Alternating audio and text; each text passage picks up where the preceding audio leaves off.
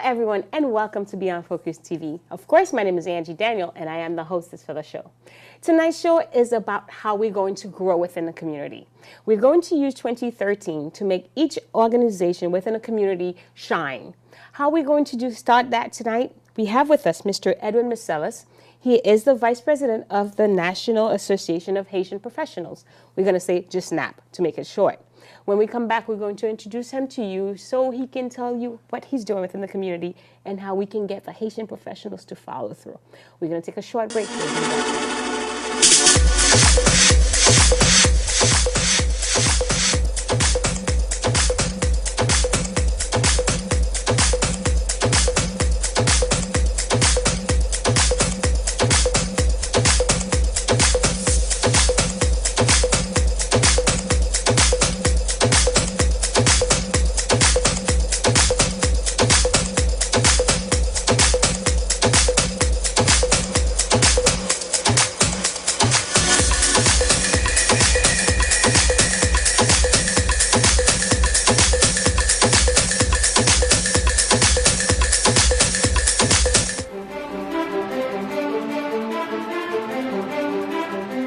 Back to Beyond Focus TV. Before we took a break, I did mention to you that we have Mr. Edwin Marcellus with us from the NAHP organization, National Association of Haitian Professionals. Welcome, sir. Thank you for having me. Oh, you're so very welcome.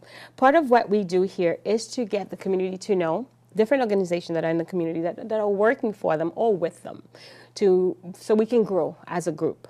I know that you guys are a non-for-profit organization that's working to get Haitian professionals to work together under one network, right? Am I right? That's correct. So I'll let you introduce yourself, a little brief story about you. I mean, you kind of look young, but people don't know. This is a whole big professional here. And I will take it from there to the organization idea. Okay. My name is Edwin Marcellus, as Angie said. I am a recent law school graduate. I went to New York Law School. I did my undergraduate studies at the Pennsylvania State University in Information Science and Technology, and I am the Vice President of NAHP. Okay. Before we get into the whole idea of how we go into network, I'd like for you to tell the community what the organization, how did you guys create the organization, and when was it created, and by whom, and I will take it to the next level.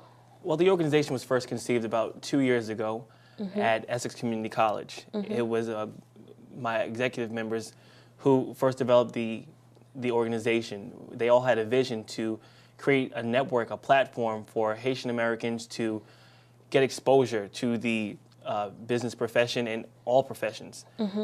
My other executive members are all professionals.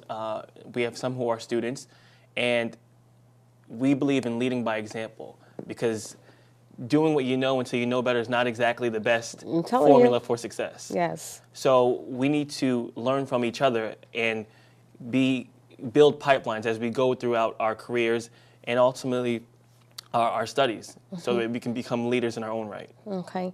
I know on your website, part of your vision is that you guys wanted to be the premier organization serving the Haitian professionals and to leading them to elaborate. Can you elaborate more into what it is that you guys are trying to guide the professionals into? Well, we target students beginning from the high school level, matriculating them for the SATs, which determines what schools that they ultimately end up in. We have an SAT program that we're looking to work with the Newark school system. Okay. Where, since you're targeting the SAT question, can you explain to the community, because one of the things that a lot of people don't know about, and I think part of our growth is for us to learn what help us get from point A to B, right? Okay. Explain how important is SAT within a score for you to get to the best of colleges or the best of your future endings. Well, the SAT is crucial. because it's the SAT in addition with your extracurricular activities that shapes your whole profile in terms of what schools, what profile do you fit with a certain school. That being said, the SAT has changed, it's evolved since I've taken it. Now there's 3 parts as opposed to 2 parts. Really? There's a writing component, there's reading, and there's a math component. Right. Okay. So with those 3 parts, you need to score well and have a cumulative score so that you can increase your chances to get into the school of your choice, right? Because you want to go to the school of your choice and not. For example, if you'd like to go to Smith College, for example. Right, right. If that's your choice, you want to be the best you and shape your application so that you suit exactly what their needs are. Okay. So targeting the SAT high school students in the SAT program early on is what I'm messing up, sorry. No, but you're saying it because I wanted people to understand that part. You guys, as a group of like within an organization of professionals, understand what the SAT score stands for. Right. Helping kids doing better within the SAT score by teaching them, like you guys guide them, right? You have the whole SAT program where you train them into taking the course, right? Right. And then so they can get the best of scores. My idea is that as a community, a lot of people don't know because I have friends and I have kids that I know of that are going to college. And it's at the end of graduation that parents are going to, oh, where are you going to apply to?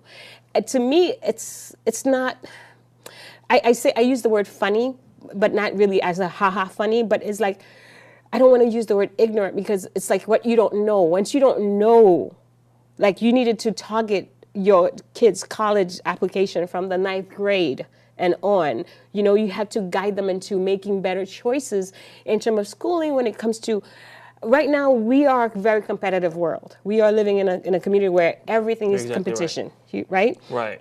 So to have organizations like NAHP that are helping us to guide these kids into making better choices, better decisions, how to take tests so they can score better. Right. We're not waiting until they're in the 11th grade or the 12th grade because by then it's already, I don't want to use the word too late, but you need to help them understand that if you score well in your SAT, if you do well in school, like that's what I teach my child all the time. If you do well in school from the 7th, the 6th, the 7th, the 8th grade, you might end up going to college for free. And that's what I'm aiming for because, mama's not going to be able to afford that. So if you can do these things, and it doesn't really take a whole lot. It's just a matter of what we understand, how we educate each other. So part of what you guys do is educate the community. And our goal is to engage them early on. Yes. Because in 10th grade, that's when you take your pre-SATs. Yes. And instilling that level of focus, that motivation, being a role model, something tangible that they can interact with, they can ask questions, that they can see, that they can shake their hand and see a role model in front of them. Because like myself, I am first generation. My parents are not familiar with SAT, and that's what I'm saying. Having that set of guidance early on to say, this is what it takes to get here. This is the roadmap. Because a lot of people don't have a map at all. They're just going from 10th to 11th grade to 12th grade. 12th grade. And then graduation time is like, to go to college. Exactly. And then by then it's like, what was your score in the SAT? Like supposed to be 1800, right? Am I right? Right. 1800. About average, right. Average, right? And then you score 700. So where are you going to go with that? Exactly. And it's not because the child is not smart. I believe that there's so many smart kids out there. It's just a matter of who's guiding them. And what are they learning? And from whom? It's not because they can't do it. It's just you need to put your potentials. I have a niece. I'll use my niece as an example. She was in a school. I'm not going to say where it was at. She would go home. And she was in the 4th grade. They're giving her like 3 sentences as homework, right? Right. And then her mom is like, the school is not doing any well for my daughter. Well, I'm going to take her out and I'm going to put her in a better school district. Right. So she ended up in a different district. I mean, tremendously, in terms of her mindset, she's doing so much better. And she's going to get a scholarship. Do you understand? So it's what you know and how you use it to make better choices. So you guys are helping kids make better choices by guiding them, by the whole sponsorship, teaching them how to do, taking tests and things like that. I have another question for you, but we're going to take a short break. When we come back, we'll continue this conversation. Right. We're going to be right back.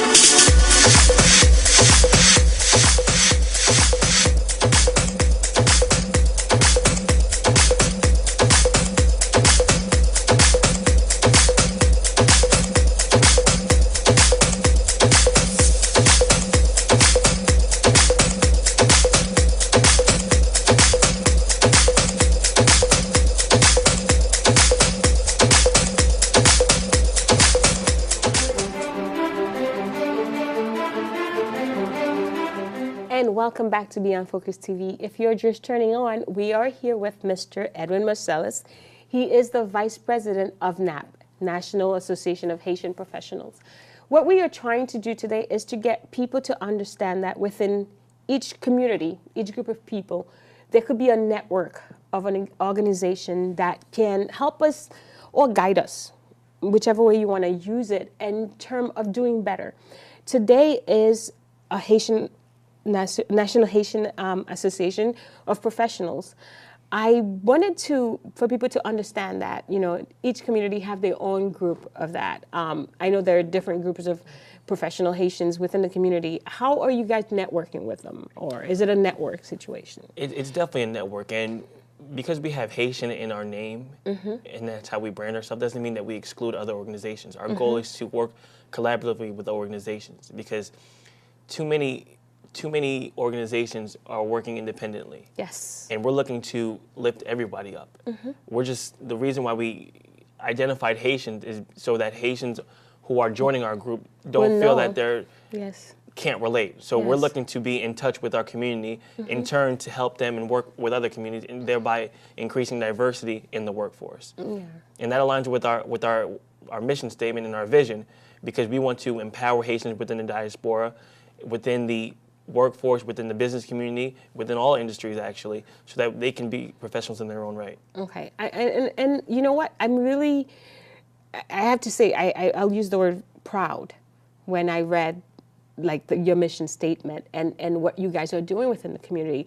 3 things I want to highlight is, 1, that you guys have scholarship thing going on. We're going to talk about it. 2 is that you have a job placement. Right. 3, you have a mentorship.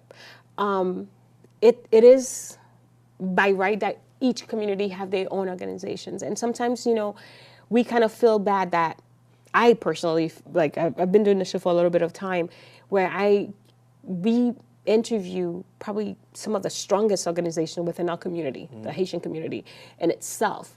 But just trying to get everyone under one umbrella would be, for me, the ideal, the thing that would be the most advocate. Like, if I could do anything, it would just to bring all of us, because we are a very strong group of people. We have so much to offer to each other. It's just a matter of how can we bring it all.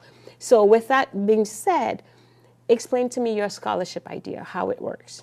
Well, our scholarship program is dedicated to our students. It creates an incentive for them to be as part of our membership.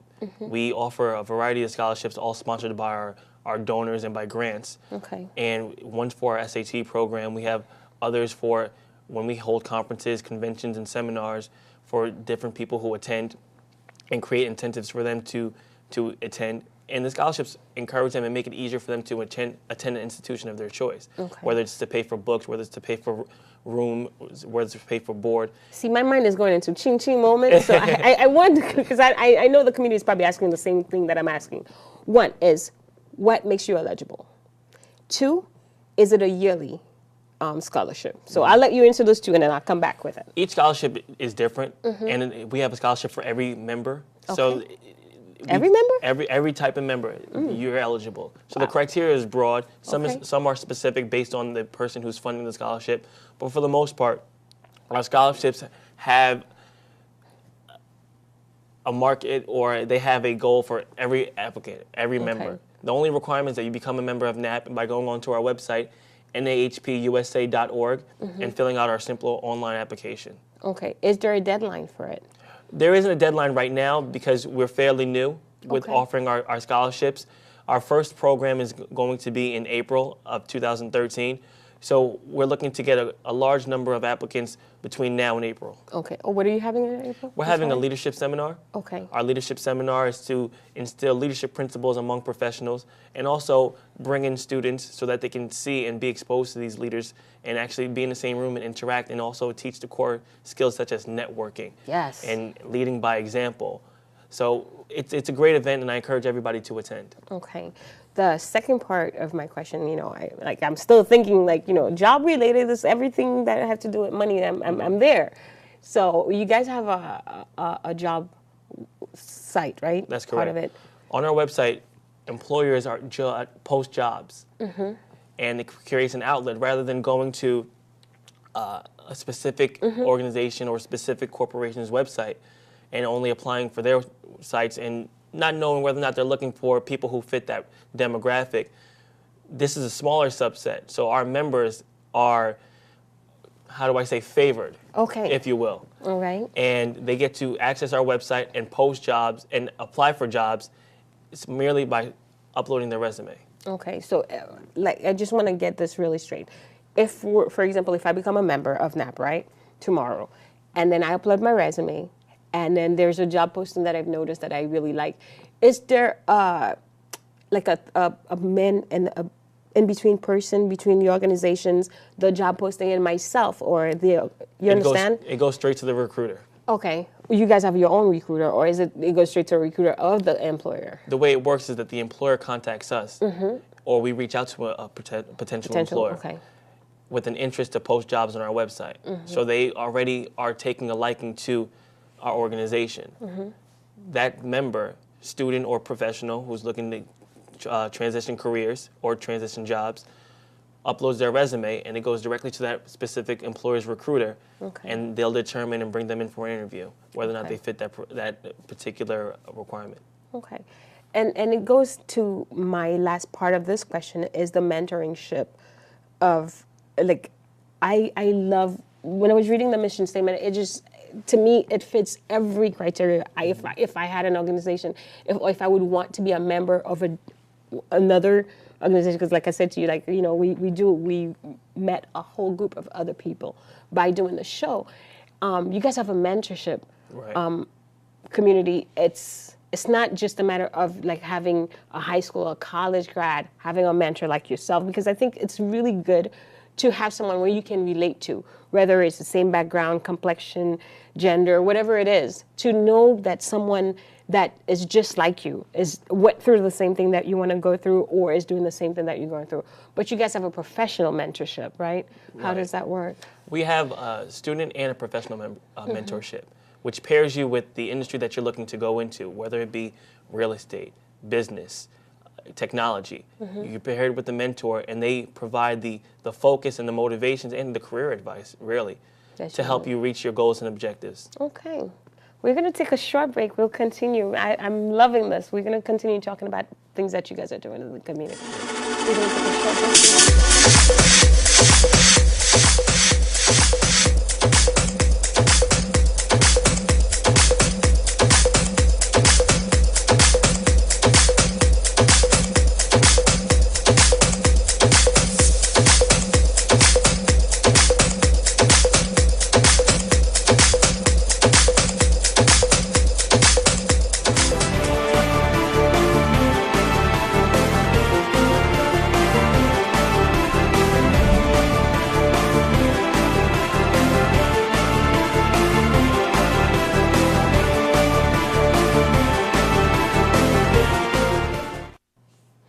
Welcome back to our last session.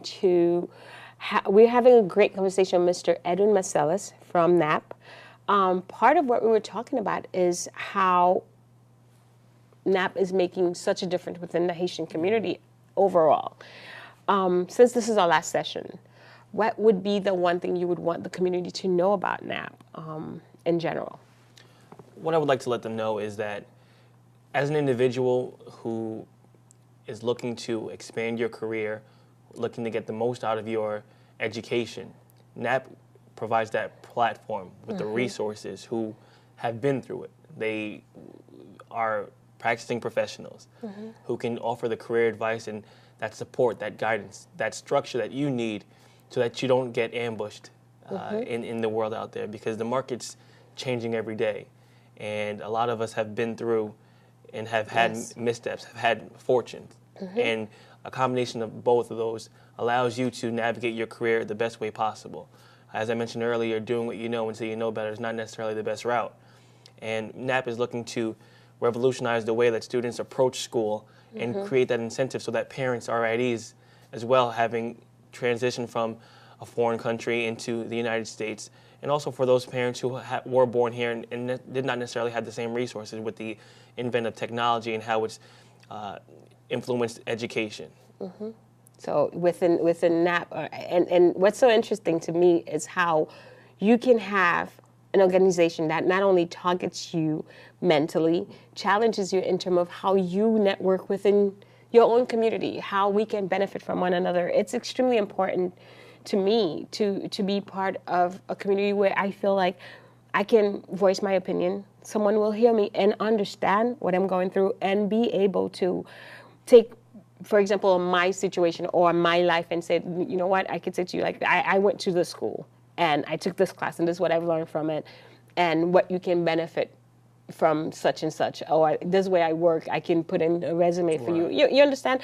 That's what networking is all about, to be part of an organization where you can network within your own group of professionals that are in your level is extremely, grand for me. And first, to be able, top number one for me, to be able to monitor and guide the younger generation. Because I think around my generation, we did have mentorship, but we probably didn't have as many mentorship as we possibly could have had around, where we were making decisions. I would have loved to have more of like I wouldn't say a leader, but more of like a mentor helping me, guiding me through in terms of like making decisions, in life. And we all need that. And that's one benefit we have. We're a national organization. And though we are very intensive in social media and the internet and our website, we also strive to have 3 events each year: our professional development seminar, our leadership symposium, and our convention. So between those three events, we look to bring everyone together where they can network in one room and exchange contact information, exchange ideas, exchange opportunities, exchange different weaknesses that they may have, different strengths that they may have, to build on those and actually become friends. Yeah. Because it's not just work. It's a friendship. Creating a family. Right. Within the community. So what's the plan for the future? What are you guys doing next? What's next? Our next event is our leadership symposium, as I mentioned, in April. Okay. We're also looking to become heavily influenced not only in our local communities but also in Haiti as well. Yes. Haiti was devastated by a natural disaster a few years ago. So in January, we're actually celebrating the anniversary of the earthquake. We're looking to do different things to increase our exposure so that nobody is left behind. Yes, so we are not forgotten. We want to capture every student, every professional, because everyone has something to offer. Yes. And if you don't have anything to offer, you definitely have a lot more to gain. Exactly, and you can listen. And then maybe by being, and the environment, you can be able to say, you know what, that's what I'm going to do. That's what I'm going to take away from it and then move on in life. If people would like to get in touch with you, is there a phone number, a website? What would be the best way of getting in touch with the organization? Our website is NAHPUSA.org, and our phone number is 877-627-6247. And if someone would like to become a member, what's the criteria to become a member? There's no criteria at all. It's just a matter of filling out the online application, and you all automatically have access to all our benefits, including our job postings, in our mentorship, so that they can become a member of our family. Okay. And again, I love the idea that, first you mentioned, you don't have to be Haitian descent for you to be part of an organization. Although it's this National Association of Haitian Professionals, you don't have to be a Haitian descent. You just have to be part of a community that want to build together, that want to create an atmosphere where you can grow. I love growth. 2013 is time for the community to grow together. Right. So we can move on and do better for ourselves. That's correct. Our executive board down to our members, we are diverse. Some from Haitian descent and some who are from other nationalities. So we're all inclusive of every nationality, and we don't discriminate against anyone. Yeah, it's really good to be able to grow together. I'm looking forward to it. I'm looking forward to you coming back and talking to us about the great things that we're doing. Anytime. This is what we're here for, is to help the community grow together and bring organizations like yourself to the community so we can talk about good stuff. Thanks so much. You're welcome. This is the end of our show, and I hope to see you same place next time. See you then. Thanks a lot for watching. Bye-bye.